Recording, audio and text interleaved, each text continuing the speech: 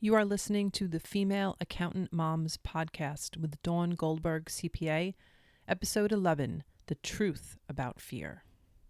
Welcome to the Female Accountant Moms podcast, the podcast where busy female accountants, who also happen to be moms like you, get practical support and solutions you need to have it all, a successful career and a happy family. If you are looking for the solution to overwhelm and mom guilt, if you'd like to feel better and have more balance, as well as learn how to take back control of your life, you've come to the right place.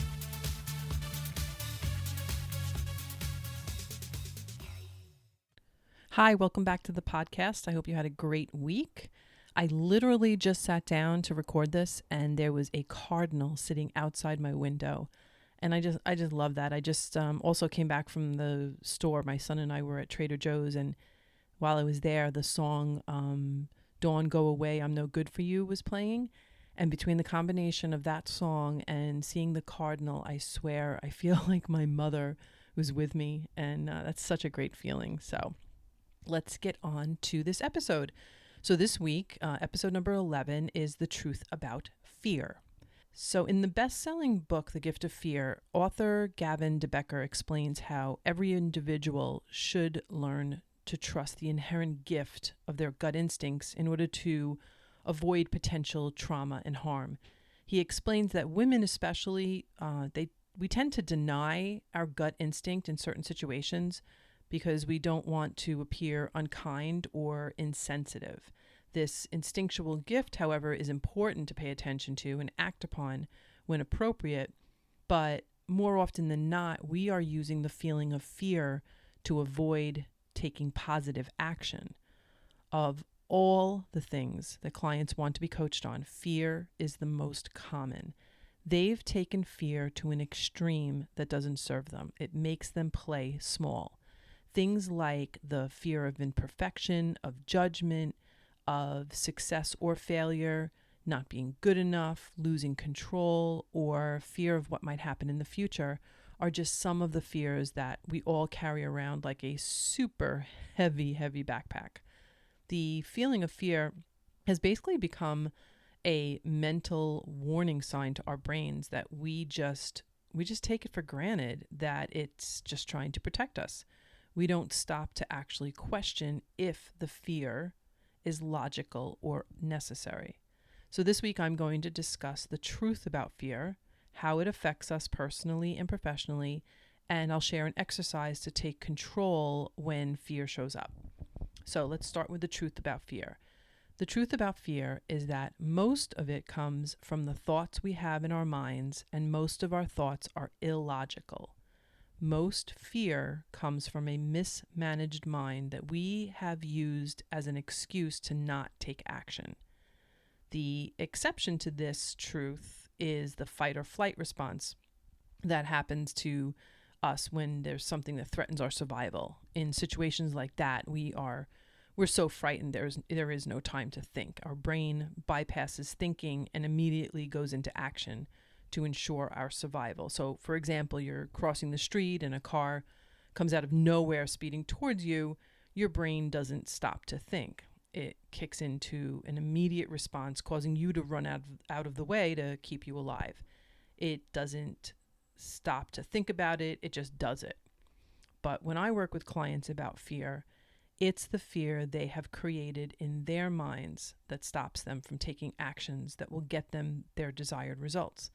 The fear that keeps them from putting that online dating profile up, or offering to do that presentation at work, or having that conversation that they've been avoiding, signing up for that trainer at the gym, or just simply wearing that blouse that makes them look younger. We have certain circumstances in our lives that we believe are just facts, but those facts are most likely just thoughts. We have thoughts that we have practiced over time, which then become beliefs and assumptions. And those beliefs and assumptions create the feeling of fear without our awareness of the cause. So how does fear affect us personally and professionally? One of the most powerful exercises you can do is to list your fears. You may think you don't have many or that the ones that you have are completely logical, but I bet you would be surprised. As a working mother, see if any of the following fears resonate with you. Your child not doing well in school, not doing a good job as a mother, someone getting sick, there won't be enough money to pay for college, that you won't be able to protect your children, that you will be judged for not wanting to advance in your career, that your child will be bullied, someone will break into your home, that your children won't get along when they get older, someone you love will get hurt. There are so many fears that we carry around as mothers that appear to be understandable on the surface.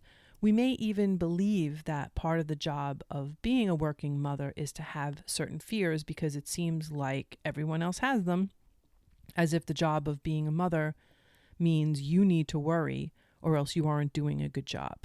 But what everyone else is not addressing is the actions, reactions, or inactions that are caused by their fears. In the Manage Your Mind model, I teach my clients that their feelings create their actions. By bringing awareness to how their fear is causing them to behave, they can then choose differently. If you'd like some help with the Manage Your Mind model, you can get the free copy of 5 Simple Steps to Reduce Overwhelm today at my website at cpa-moms-coach.com. So let me give you an example. If you constantly fear that your child will not do well in school, that feeling of fear may cause you to be overly involved in their schoolwork, push them to do better. You may question them about how they choose to spend their time or get involved with scheduling their free time and not actually focusing on your own work. Another example would be if you fear being judged by your bosses because you really don't want to take that advanced position in the firm, you may cut back your productivity, avoid conversations about advancement in the firm, or you may even look for another job because you believe you have no choice, even though you like where you currently work. With the awareness of the effect that fear has on our actions, we can use the feeling of fear as a great indicator to start managing our minds. So the following is an exercise. I call it the unmanaged mind exercise. As a coach, I am so excited when a client has a fear that is creating a negative result for them because I know how incredibly powerful it will be to be coached on it. The feeling of fear has such a powerful ripple effect in many areas of our lives. Working through fear can create amazing results. So here's an exercise to start working on one of your fears. First of all, you will discover what happens in an unmanaged mind, and then you will discover what happens in a managed mind. So the unmanaged mind, you're going to make a list of your fears. You're going to choose one and ask yourself the following question: what am I afraid of? Then you're going to write down how you behave when you have this fear. And then lastly, you'll describe what happens. What's the result when you behave this way? So now in the managed mind, you are going to choose to feel neutral instead of fear about the same exact circumstance. Then you're going to ask yourself, what would you be thinking if you felt neutral? What would cause you to feel neutral? Next, how would you behave differently if you felt neutral?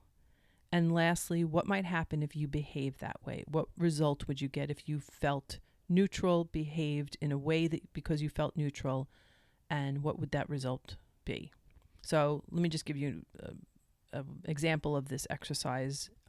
I did some work on this myself, so I'll share this with you. So the unmanaged mind, the circumstance for me is I have 2 young adult children. So what am I afraid of? My children being hurt badly. When I feel fear about this, how do I behave?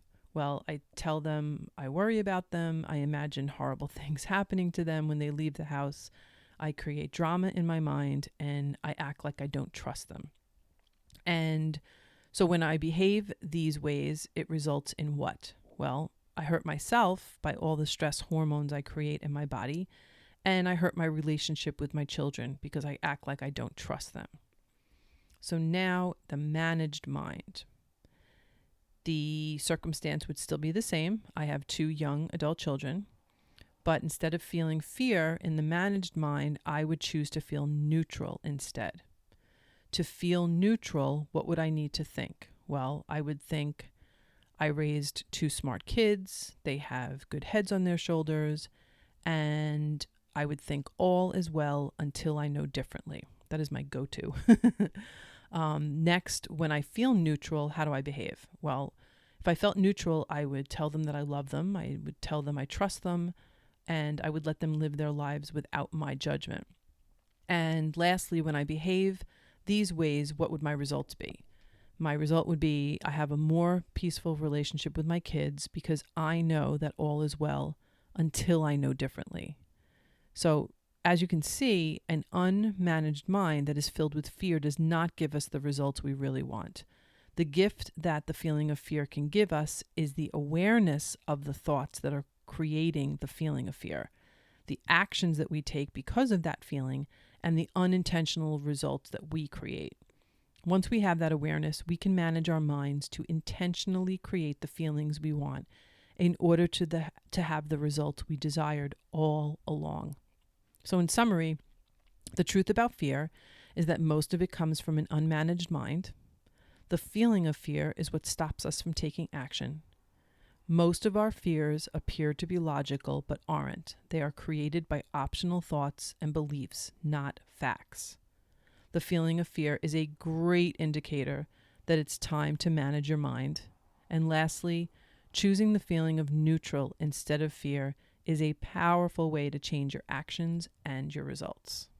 So there you have it. This week was number 11, the truth about fear. I hope this was helpful for you. I know working through that exercise was super helpful for me. And, you know, it is hard. We, as moms, we have a lot of different fears, but if you can just work on each fear one at a time, I'm telling you, it is amazing. And you really do get much better results when you have a managed mind than an unmanaged mind. So I will see you all next week. Take care. Bye-bye. Thank you so much for joining me today. If you like what you heard, be sure to click subscribe on your podcast app so you never miss an episode. You can also get my 5 simple steps to reduce overwhelm today for free by visiting me over at cpa-moms-coach.com. If you'd like some free coaching around an issue you are experiencing, go over to my website and schedule a free mini session.